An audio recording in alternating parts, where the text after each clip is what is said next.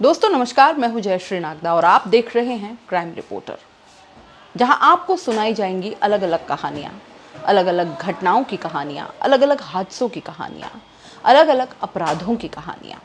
सबसे पहले चैनल को लाइक, शेयर और सब्सक्राइब कर दीजिए दोस्तों, क्योंकि यहाँ पर वो सारी कहानियां आपके साथ बांटी जाएंगी जो कि आपके लिए जाननी बेहद ज़रूरी है। तो चलिए ऐसी ही एक कहानी के साथ आज शुरू करते हैं।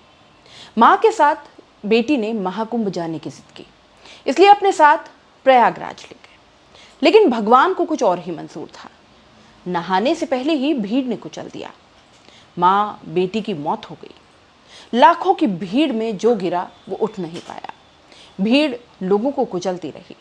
वहां थोड़ी देर बाद चीखते लोग और लाशें दिखी।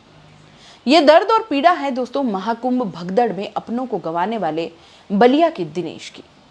वो माँ, पत्नी और बेटी के साथ कुंभ स्नान के लिए गए थे। भगदड़ में पत्नी और 8 साल की बेटी की मौत हो जाती है। वो दोनों का शव लेकर अपने गांव पहुंचे हैं। ऐसा ही दर्द गोंडा के जोखू का है।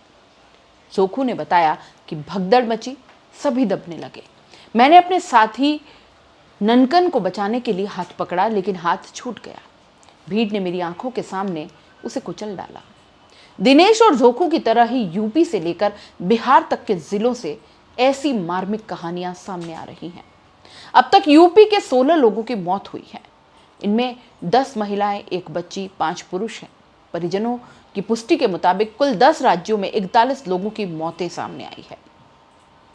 पहली, बलिया में मां बेटी सहित 4 की मौत। भगदड़ में बलिया के 4 लोगों की मौत हुई है। मृतकों में मां बेटी भी है।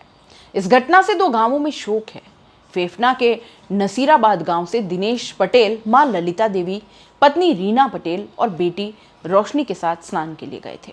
परिजनों ने बताया कि भगदड़ में रीना और रोशनी की दबकर मौत हो गई।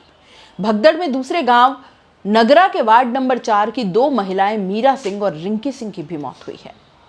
दूसरी कहानी, जौनपुर की सास बहू सहित 3 की मौत। भगदड़ में जौनपुर की सास बहू और एक अन्य बुजुर्ग महिला की मौत हो गई। मड़ियाहू तहसील के इटाएं बाजार के बगल पूर्वा गांव की रहने वाली रामपत्ती देवी, उनकी बहू रीता देवी की मौत हो गई। इसके अलावा 65 साल की ममित्रा विश्वकर्मा की भी मौत हो गई। रीता देवी के परिवार वालों ने कहा कि संगम के हादसे ने जिंदगी भर का दर्द दे दिया।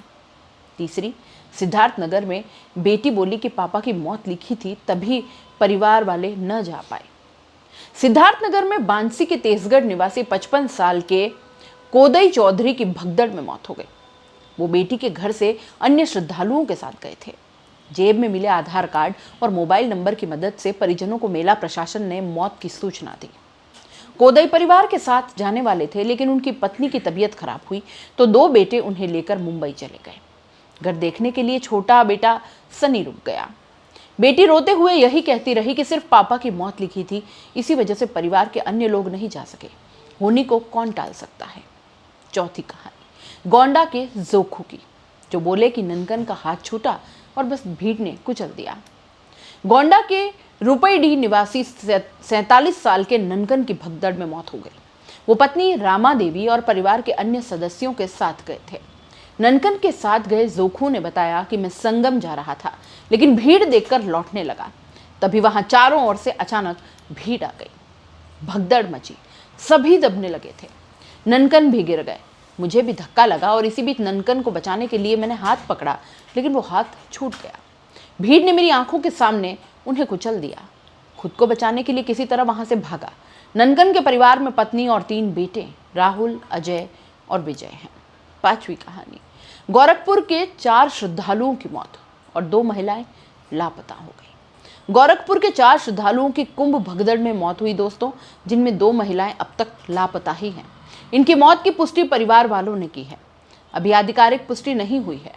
खजनी के उनवल की नगीना देवी और पन्ने निषाद, कैंपियरगंज के रामनगर केवटलिया निवासी वशिष्ठ मुनि पांडे, जंघा के तुलसी पाकड़ निवासी प्रभुनाथ गुप्ता की मौत हुई है।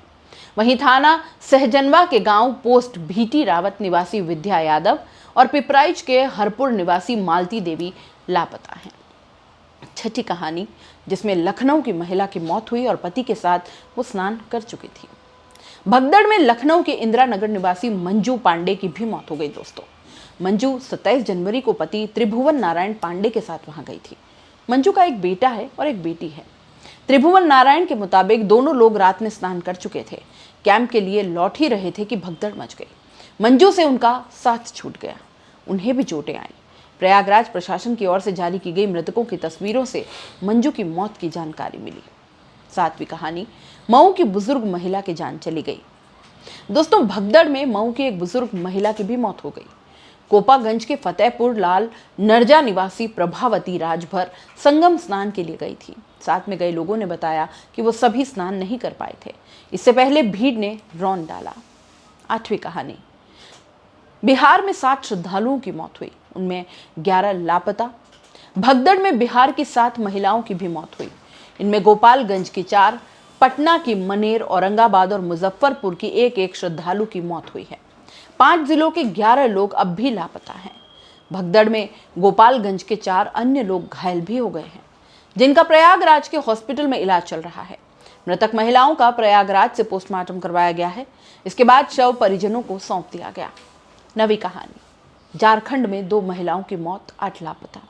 प्रयागराज में मची भगदड़ में झारखंड के 2 लोगों की भी मौत हो गई, 8 लोग लापता हैं। इनमें मुसाबनी के सुंदर नगर निवासी शिवराज गुप्ता और पलामू के रजहरा की रहने वाली गायत्री देवी शामिल हैं। वहीं गढ़वा की तैंतरी देवी गंभीर रूप से घायल हो गई हैं।